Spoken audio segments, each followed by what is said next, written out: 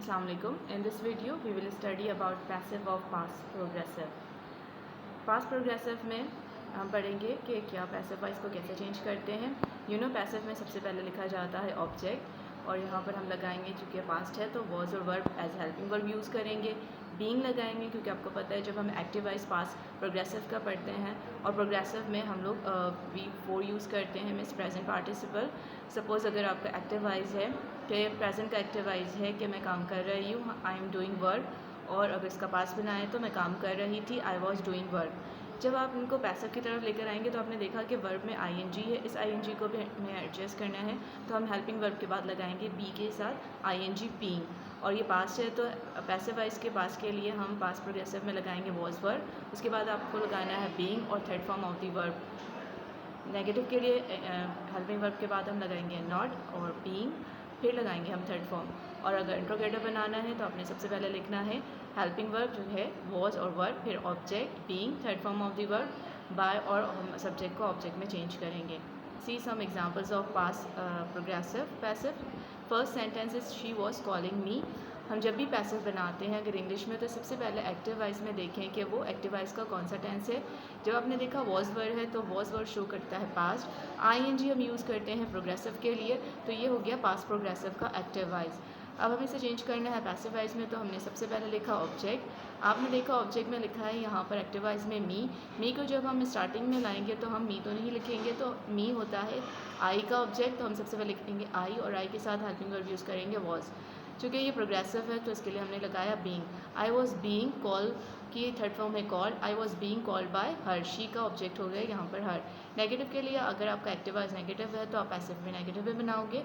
यहाँ पर है आपका object a letter was not being written by मी.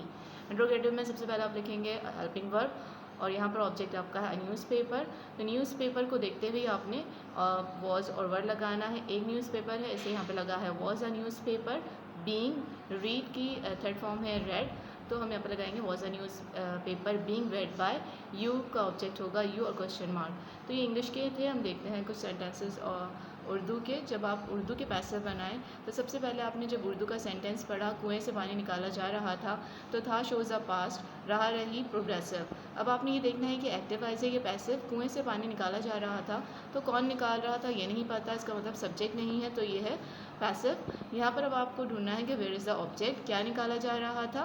पानी, यानी पानी पर काम हुआ तो ऑब्जेक्ट आपके पास है पानी. सबसे पहले आपने देखा वाटर, द वाटर. यहाँ पर चूँकि वाटर इज़ अनकाउंटेबल इसलिए सिंगुलर कंसिडर होता है तो हम यहाँ पर लगाएंगे was. The water was being drawn from the well, क्योंकि पानी से कुएं से जो पानी खींचा जा रहा होता है इसे यहाँ पर हमने यूज़ किया है ड्रॉ, और ड्रॉ की थर्ड फॉर्म हो गई ड्रॉन फ्रॉम द वेल.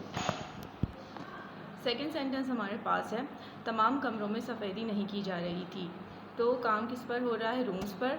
और यहाँ पे एडजेक्टिव रूम का है तमाम या डिटरमिनर है. कितने रूम्स है? तमाम. तो ऑल द रूम्स ज़्यादा है इसलिए हम यहाँ पर लगाएंगे were. All the rooms were not being white washed.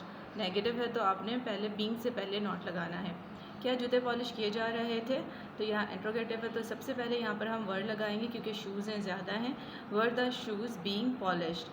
तो पैसिव उर्दू और इंग्लिश दोनों की प्रैक्टिस करें. जब हम उर्दू के सेंटेंस बनाते हैं तभी हम यही सारे फॉर्मूले यूज़ करते हैं, यानी सबसे पहले हमें ऑब्जेक्ट लगाना है वॉज वर बीइंग और थर्ड फॉर्म. तो इंग्लिश के साथ साथ उर्दू की भी प्रैक्टिस करें कि जब आप कुछ भी लिखना चाहें और इस तरह के पैसिव की उर्दू आपके माइंड में आता है और आपको उसको ट्रांसलेट करना है तो उस वक्त आपको कोई भी डिफ़िकल्टीज ना हो. सी सम स्ट्रक्चर्स. स्ट्रक्चर में हमने ये पढ़े थे कि कब फ्रेजेस सिखाया था कि अगर आपका वर्ड है यही तो वही तो कब हम क्या यूज़ करें. अगर आप किसी रीज़न के लिए यूज़ करते हैं कि यही वजह थी कि मैंने ये बात की, तो आप वहाँ पर यूज़ करोगे डेट्स वाई, डेट्स हाउ, और इस तरह के जितने भी टॉपिक्स हमने पढ़े थे 5 हमने पढ़ लिए थे, ये टोटल 7 हैं. आज हम पढ़ेंगे कि अगर आप किसी प्लेस की बात कर रहे हैं कि हम यहीं तो आया करते थे, यहीं तो हम जाते थे, या यहीं तो मैं आती हूँ, तो यहीं तो के लिए हम यूज़ करेंगे डेट्स वेयर. क्योंकि जब आप बात कर रहे हो कि हम किसी प्लेस के बारे में बात कर रहे हैं तो हम वहाँ पर एज अ फ्रेज़ यहीं तो के लिए यूज़ करेंगे डेट्स वेयर. डेट्स वेयर आपने लगाया और आपके पास अब कोई भी सेंटेंस है अकॉर्डिंग टू स्ट्रक्चर आप वो बना लें.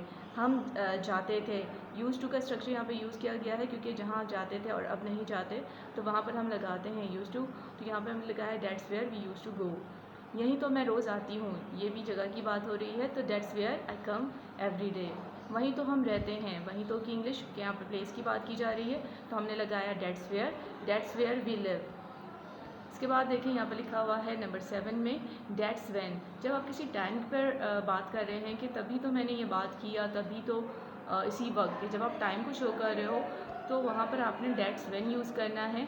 तभी तो मैंने ये मोबाइल ख़रीदा, यानी आप टाइम को देखते हुए आपने काम किया, तो that's when I bought this mobile. उसी वक्त तो मैं इंग्लिश सीखी, यानी that's when I learn English. इसी वक्त तो हम मिले, डेट्स व्हेन वी मेट। तो जब भी आप टाइम की बात कर रहे हैं तो व्हेन यूज़ करें, और अगर आप किसी इंसान को पॉइंट आउट कर रहे हैं तो आपने डेट्स हू डेट्स होम यूज़ करना है। कोई काम कैसे किया जाता है इसके लिए आप यूज़ करोगे डेट्स हाउ। अगर आप किसी एनिमल्स और चीज़ों को पॉइंट आउट कर रहे हो तो आपने वहाँ पर यूज़ करना है डेट्स विच। तो इसी तरह के 7 पॉइंट्स हैं जो आपको याद होना चाहिए कि आप जब किससे रिलेट करके बात कर रहे हो तो आप उसी के अकॉर्डिंग जो है that's where, that's when, that's how, that's which, that's who ये सारे यूज़ करेंगे, डेट्स वाई। तो ये सारे स्ट्रक्चर्स हैं जिसको आप पूरे 7 माइंड में रखकर अकॉर्डिंग टू टॉपिक के किस पर बात कर रहे हैं आप उस पर सारे प्रैक्टिस करें। और साथ साथ आप ग्रामर में, अगर ग्रामर के पोर्शन में है तो ग्रामर में आप जिसमें भी है, अगर आप पैसिव को पढ़ रहे हैं तो साथ इसके एक्टिव को भी। सपोज़ अगर आपने पैसिव पढ़ना है पास्ट प्रोग्रेसिव का, तो सबसे पहले आप इसके एक्टिव वाइज के पास्ट प्रोग्रेसिव को समझें और इसी के साथ आप इसका पैसिव समझें। तो इस तरह आपकी इंग्लिश ज़्यादा अच्छी तरह आपको इंग्लिश आती चली जाएगी। Thank you so much.